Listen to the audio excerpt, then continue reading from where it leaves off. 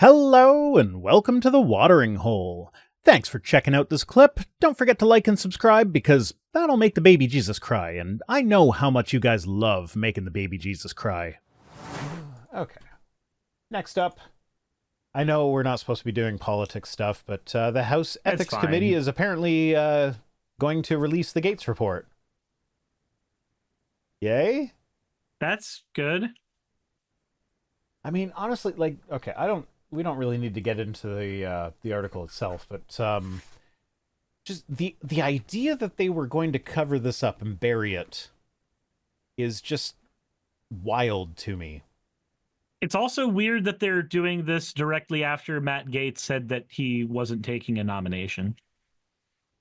The timing is really awkward. That might have played into it because in order for it to be released, they needed Republicans to vote to release it, and Republicans are very much down party lines.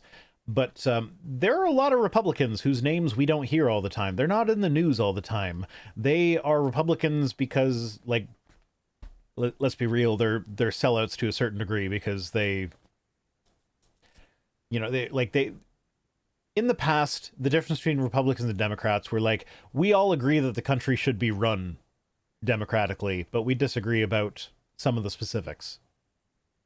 That has historically been the thing. We all want things to work. We just disagree about how those things should work.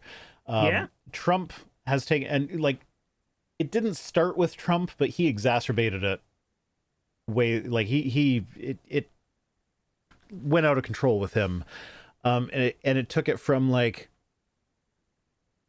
to a point where the moderate Republicans who are still I still do think that things should work, but I have because I disagree with Democrats, I have to agree with all this other stuff that I don't necessarily agree with on the Trump side of things.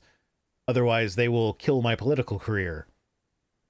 So this was a secret vote where nobody knows who voted for what, but they voted to release the report. So this to me says that there are Republicans out there who still I'm not going to say they have principles because they're very clearly fine with violating them, but they're not happy about it. So they still want the report to be released. They still want there to be consequences for people who do shit like Matt Gaetz does. They still want there to be decorum. But I don't know. So it says that there is some hope, but the hope is a spineless one.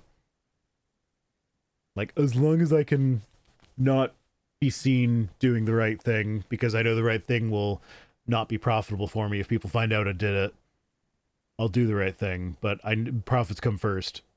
I need to make my profits first. I need to make sure I'm taken care of. Mm-hmm. So yeah, it sucks. Let's see.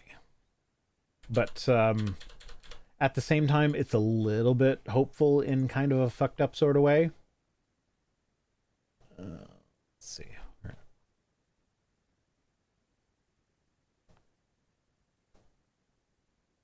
I forget where we're at. I was trying to calculate whether or not. I think we just got that other 20. So yeah, we're still a little bit away from me putting on the onesie. But it's the thing that really gets me about this though is that Speaker Johnson is saying that oh no, he's not a member of Congress anymore, so we don't need to see the report. It's no, we need to see the report. It's do you not think that it's relevant to, he's trying for a job at OAN. He tried Fox first and then went to Newsmax when Fox turned him down, and now he's OAN is the bottom of the barrel. But there, what's left?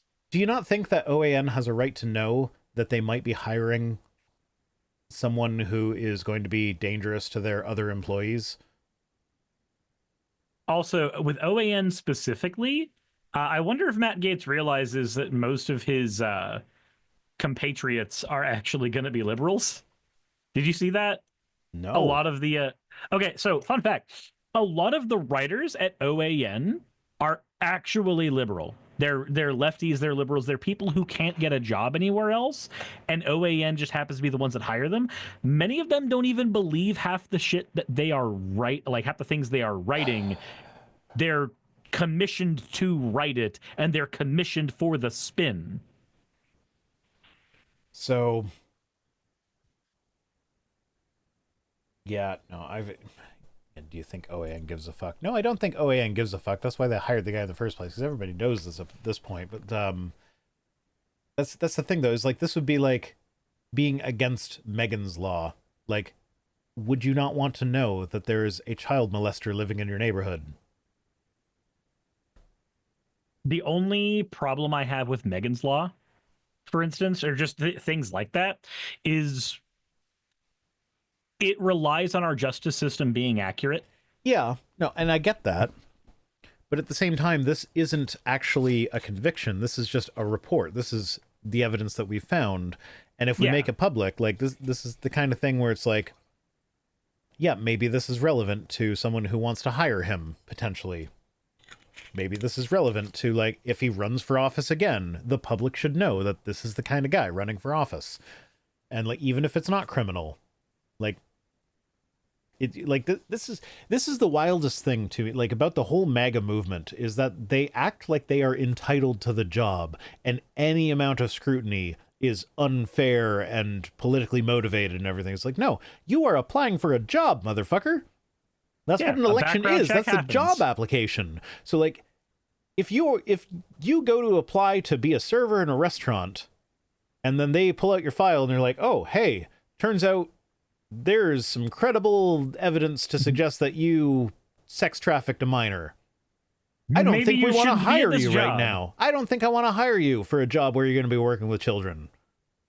That is a valid thing. Like, they are not violating your rights by saying, no, I'm not going to hire you. And it's the same thing with public office. That is a job that the people are hiring you to do. So the people have a right to know all this shit in case you try to run for office to apply for that job again. And did I see that Legal Eagle is suing the federal government? I did see that. I watched the video. I forget the exact details. I think it's like they want the release of the evidence for the Trump trials, like even the stuff that's being dropped. We should have access to the stuff that they found, because that should be stuff we know. He is a public servant, so the public should know of his criminal history, even if he wasn't convicted of those particular crimes. Which, let's be clear, he was convicted of crimes. We're talking specifically about the documents case with Jack Smith, not the sexual assault thing with E. Jean Carroll, where he was found liable for rape, or the felonies that he was found guilty for in New York,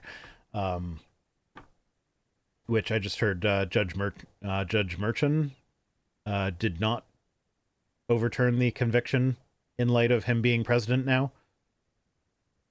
So he's just like, no, fuck you. You're still guilty. You're still a convicted felon.